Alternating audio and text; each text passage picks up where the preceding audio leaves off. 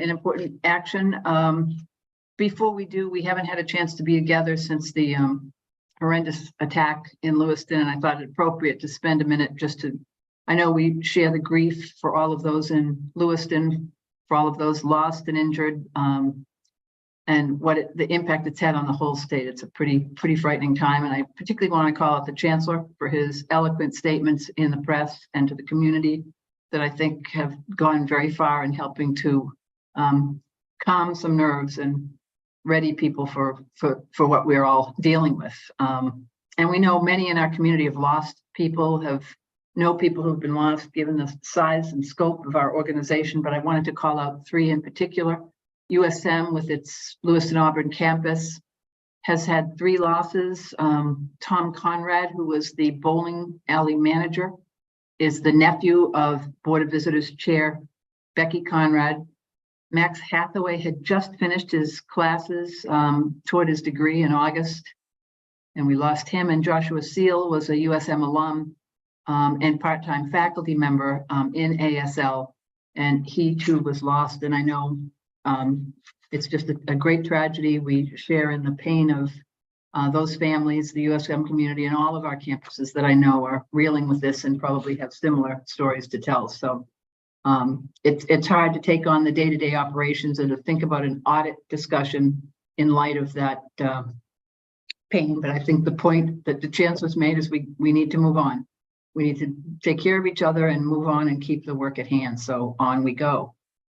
I'd remind everyone to keep your selves muted because we are being YouTubed. And before we get into the work at hand, let me ask if there are citizen comments, and I believe we have Emmanuel Boss. That's correct. I'm here. You are on, Professor Boss. Thank you very much. My name is Emmanuel Boss. I'm at the campus in Orono. I've been here for 22 years at the School of Marine Science. Unfortunately, due to the financial situation, of which you know much more than I do, the retirement incentive have caused us to lose close to 1/3 of our teaching faculty, and replacement are very slow to come, which means that the quality of the product that we're providing students has gone down. The total number of full-time students at the University of Maine system is 17,330 based on the documents you have in your hand right now. This is when you look nationwide, it's the size of a medium college. It's not a large college, it's the size of a medium college, typically with 1 president and 1 provost. If you look even at the Maine Community College, they have 7 campuses and 1 president for 20,000 students, increasing 16% this year. So my question is, are there ways by which, without necessarily hurting the geographical distribution of all the campuses in the University of Maine system, a way to decrease the number of highly paid administrators at the top of this institution and combine them under fewer highly paid administrators that, at least based on what we see around the nation, they can do that job. For 17,000 full-time students, we don't need, I don't think, 6 presidents and 6 provosts. I will stop there. Thank you very much for your time. I really appreciate it. Thank you. And as you know, we take public comment under advisement and don't comment on public comment, but we very much appreciate your input. I appreciate your time. Thank you very much. Thank you. And that, I believe, is our full public comment. Yes. Great. All right, why don't we move on to the action items? It's to review the annual financial report for FY 2023. I would ask if Chair Michaud from the Audit Committee has anything to say to kick us off. No, just want to say I want to thank the staff, Dollar and Tracy and the entire staff for working very hard, and Ryan, everyone, to get this report to us. It's a great report. There's not much findings in there, so it's the system's doing pretty well. So I really appreciate all of the staff and look forward to the continued working with them as we strengthen even more our hand situation. So thank you. Thank you, and thanks to you and to the committee. And for those of you who are new, This is an unusual meeting that we have to review and approve the audit, and it's because we want to be in sync with state government and have reporting requirements to them, as I understand it, Ryan. So it's an unusual meeting, but a very important one. With that, let me turn then to Darla, unless Ryan has anything. Great. Let me ask UMS Director of Accounting, Darla Reynolds, to walk us through the findings. Darla? Thank you. Can you hear me? We can. Okay. Thank you, Chair Riley. And I'll touch upon just a few items related to the system's annual financial report, as I think many of you were in the audit committee meeting earlier today. So I'll see if I can condense this a little bit. The annual report is actually a 118-page document, and it's in tab 1.1 of your materials. And I'm going to share my screen. And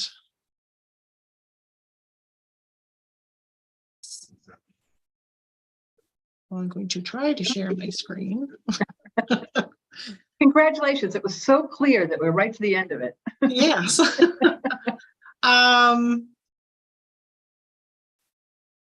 Okay, not sure why it's not being cooperative. There we go. That's what I wanted. This PowerPoint presentation is actually the same one that I used for the audit committee earlier today. And so I'm not going to go into quite as much detail on some items as I did this morning. But so with that, I'm going to jump ahead to slide 4, which shows the auditor's opinion on the financial statements. And this opinion is still in draft mode. And with hopefully the board's approval of the financial statements in a few minutes, that will finalize the financial statements, and the auditors will issue their final opinions, and we can get the whole package submitted to the State of Maine Controller's Office by the November 1st due date. Now, this opinion covers not only just the system, but also its component unit, which is the University of Maine Foundation, and also the fiduciary activities, which are monies that the system holds on behalf of outside parties. Now, on page 5, we see things that were new for this year. It was a busy year for the accounting department, as we had 3 new debt issuances, and we also implemented 2 new accounting standards. And with this GASB number 96 related to subscription-based information technology arrangements in particular, that involved looking at hundreds of what were sometimes complex contracts to determine, how we had to account for those. And basically that standard is rather than like a software as a service contract, rather than just writing that off as expense as you make the payments. With this new standard, we now have to recognize those type of contracts as an asset and have a related liability. Now on page 6, this there was a significant change with the OPEB plan this year, in that instead of having a liability of $18 million as we did at the end of FY22, we now have an OPEB asset of $21 million. And this is due to investment returns on the OPEB trust assets, along with some experience changes that the plan experienced. And so I thought, where there was such a swing of $39 million, that, if we had one place to see how the OPEB plan impacted the financial statements. And so this is a snapshot. And despite that $39 million swing, the impact on net position is actually only $3.2 million. And this is because the changes between expected and actual results that go into the calculation of the OPEB liability, many of those are amortized over a period of time.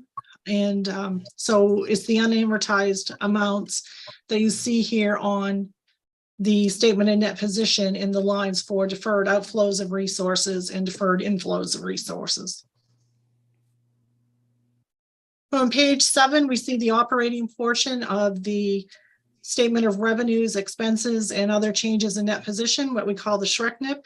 And we've classified items as operating versus non-operating based on standards established by the Governmental Accounting Standards Board, or GASB. They provide accounting standards for public institutions of higher education. And going directly to the subtotals here on page 7, we see operating revenues of $464 million, less operating operating expenses of $810 million, for an operating loss of $346 million for FY2023.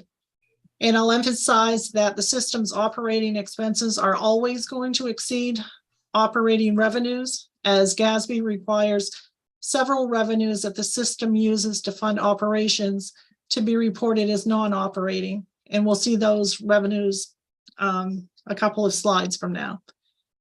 But looking at operating expenses on this page, we see that the total in 2023 was basically flat with that for FY22. And given that this line for student aid on this page decreased $30 million due to a decrease in coronavirus relief funding that we received for that purpose, one might ask why operating revenues remain flat in total. And when we exclude student aid from total operating expenses for both fiscal years, we find that the total for all other operating expenses increased $30 million or 3.9% from FY22 to FY23. And a few of the material drivers in this increase are increased grant activity, one-time costs associated with campus and system strategic decisions, expenditure of restricted gifts, which fluctuates based on timing of when the gifts are received and what it is that we can use the gifts for, negotiated across the board compensation increases, and inflation. And finally, on this page, I'd like to touch on this decrease that you see in instruction expense. This line includes the expense associated with a special retirement incentive that was offered to faculty in FY22 as phase 1 and in FY23 as phase 2. And the first phase expense was higher than the expenses for the second phase. Thank you for calling UMass Lowell, home of the River Hawks. Uh-oh.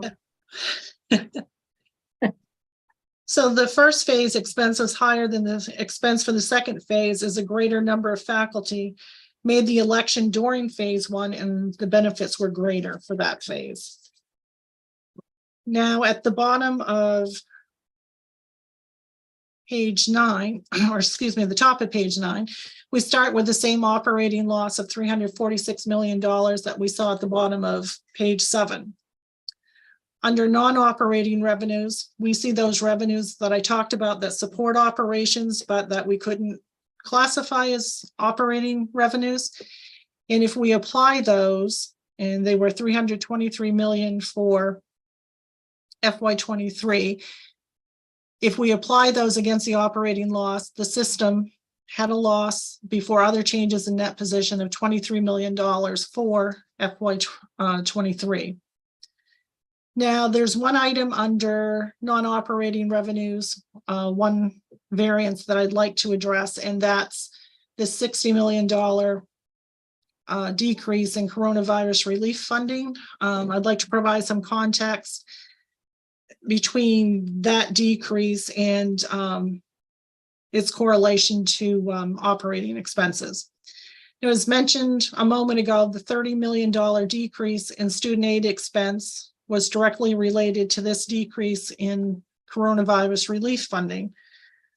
However, the remaining $30 million decrease in revenue does not necessarily have a direct correlation to operating expenses, and that's basically for two reasons. The first is that a portion of the coronavirus relief revenue that we recognized in FY22 related to an estimate of lost revenues rather than to operating expenses. And the second reason is because of the way accounting standards required that the coronavirus relief funding be recognized. You may recall me mentioning in prior years that revenue recognition for the institutional portion of federal HERF dollars was limited each year to a percentage of the amount that had been spent from this student portion. And consequently, a portion of this $63 million of revenue recognized in FY22 actually related to expenses and or lost revenues from FY21. Now, remaining on page 9, I'll draw your attention to other changes in net position, which totaled nearly $55 million for FY23, and that was up nearly $19 million from the prior year. Revenues in this section support additions to capital assets and endowments and the reduction of debt, items that you'd see on the statements of net position rather than here in the SHRECNIP. And revenues in this section tend to fluctuate significantly from year to year. For example, state of Maine capital appropriations revenue and capital grants and gifts are dependent on the availability of funding and the timing of expenditures of those funds. And endowment return is, of course, dependent on market performance, which we've seen fluctuate significantly over recent years. Now, moving to the bottom of the SHRECNIP, we see this line change in net position, and we see a positive change of $31.4 million for FY23, and that's up from the $26 million from the prior year. Now, this change in net position will carry over to the statement of net position, to which we'll now turn. And here on this first page, 10, we see assets and deferred outflows of resources. I'll just make a few points on this page. First is to point out that the system had good liquidity with $265 million in cash and operating investments. And during FY23, the system experienced $13 million of positive investment returns from these assets. As you can see, the total balance of cash and operating investments did decrease from the prior year, as the system used investment proceeds for a variety of strategic and required purposes, including the following, to name a few. Approximately $33 million of unrestricted monies were used for capital construction. And we also made payments to reduce various liabilities, including reduction of long-term debt in the amount of $9 million, reduction of Social Security tax liability as the system paid the final amount for which payment had been deferred during the pandemic, and that payment was $10 million. And a $4 million paid toward the special retirement incentive that I mentioned a moment ago that was offered to faculty. Now, moving down to non-current assets, we see that the total was almost $1.2 billion at June 30th, 2023, and that's up 17% from the prior year. And I'll focus on just one line under non-current assets, and that's this capital assets line, which increased $122 million. And this increase represents, well, it's the net of $175 million of new capital investments, less an increase in accumulated depreciation of $50 million, and disposal of assets with a book value of $3 million. And as you may recall from last year, accounting standards now require that leased assets be recognized in the statement of net position, and the new GASB 96 statement requires that IT-related contracts be included in the statement of net position. So that $175 million increase gross increase in the capital assets actually includes $24 million of new leased assets and $2 million of new subscription-based IT arrangements. Okay, and if we move to page 11, if we look at, I'm just going to focus on net position on this slide, which is down here. And if you look in the variance column, you see the $31.4 million figure that we saw at the bottom of the Shrek NEP. So the change in net position flows over to here. And also at June 30th, 2023, total net position for the system was $1 billion. And looking at the components of net position, we see that unrestricted net position decreased $19 million or 19.6. And this decrease is the net of multiple items, including return on unrestricted operations, payment of principal on long-term debt, and investments in capital assets, just to name a few. As I mentioned in our discussion of operating investments, the system utilized approximately $33 million of unrestricted funds to invest in capital assets. And a final note I'd make on this page is that as the system uses either unrestricted, I did this during the last meeting. As the system uses unrestricted or restricted expendable net position for things like reduction of debt or investment in capital assets, it doesn't decrease total net position. Instead, it shifts it from those two lines to this net investment in capital assets. So that $33 million use of the unrestricted net position that I just mentioned, that's in this $45 million change. And this just provides you with a breakdown, a further breakdown of some of the net position lines.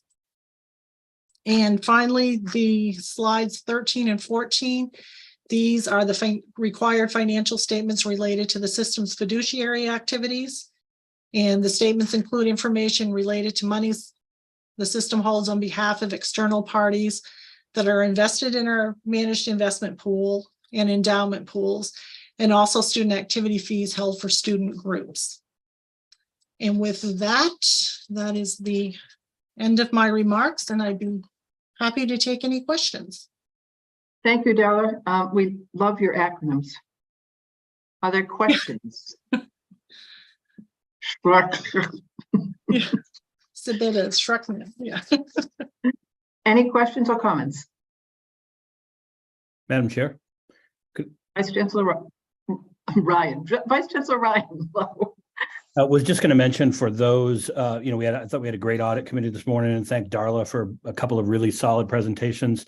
The audit committee asked a lot of good questions. Darla went through it in a little bit more detail. So if you are interested in that, as with all of our meetings, they're all streamed, they're on YouTube. And so you can enjoy that over a glass of wine this evening if you're interested in more details. And I think we should also point out that our advisors, when questioned about whether we are an outlier about OPEB, we are clearly putting lots of money away to protect against the risk of future benefits. And yes, we are an outlier, but I think the real question should be, we're a leader. Outlier implies something different, but it's clear that the work that's going on to protect those benefits is really very, very important. And we thank you all for that. Anything else? Seeing none, the resolution is that the Board of Trustees accepts the recommendation of the Audit Committee and approves the FY2023 Annual Financial Report as presented. Do I have a motion? Moved by Trustee Martin, seconded by Trustee Mishu. All those in, do we need a roll? I guess we need a roll call. Yes, we do. Trustee Loring, Yes. Trustee Cates, Yes. Trustee Martin, Yes. Trustee McMahon, Yes. Trustee Mishu, Yes. Trustee Riley, Yes. Trustee McCarthy, Yes. and Trustee Moore. Yes. Motion carries. Great. Well, thank you all for your hard work on this. It's very detailed stuff, and I'm sure everybody's going to read every part of it tonight, Ryan. So if there's no more business before us, we are adjourned. Thank you all. Thank you.